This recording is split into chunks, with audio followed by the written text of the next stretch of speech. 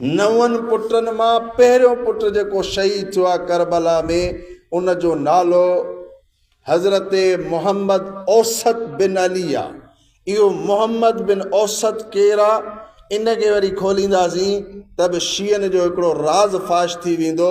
उहो हीअ आहे त शीयनि जो नज़रियो आहे त नबी करीम सल्लल्लाहु अलैहि वसल्लम जी हिकिड़ी न्याणी आहे हज़रत बीबी फातिमा।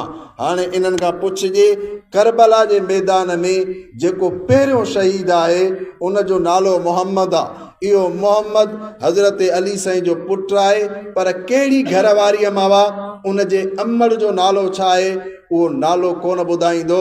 ज़हर जो प्यालो पियणु पसंदि कंदो। जेकर ॿुधाए थो त नबीअ जी ॿी न्याणी ज़ाहिर थी थिए, इहो मोहम्मद पुटु आहे हज़रत बीबी उमामा जो, जेका हज़रत अली साईं जी घरवारी आहे। इहा उमामा धीउ आहे नबी साईं जी पहिरीं न्याणी हज़रत बीबी ज़ैनब जी।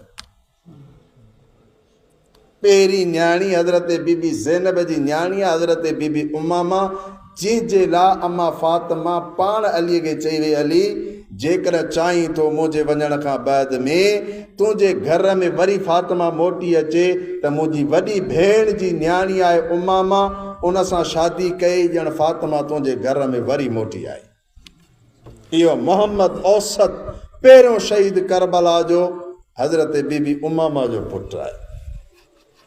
करबला जो ॿियो शहीद हज़रत अबू बकर बिन अली आहे। करबला जो टियों शहीद हज़रत उस्मान बिन अली आहे। करबला जो चौथों शहीद हज़रत उमर बिन अली आहे। करबला जो पंजों शहीद हज़रत अब्दुल्ला बिन अली आहे। छहों शहीद उबैदुल्ला बिन अली। सतों शहीद जाफ़र बिन अली। अठों शहीद हज़रत अब्बास, जंहिंखे अलम बरदार चयो वेंदो आहे, जंहिं वटि झंडो हो जंग जो, हज़रत अब्बास बिन अली आहे। ऐं 9 पुट करबला में शहीद थियण वारो हज़रत हुसैन बिन अली आहे।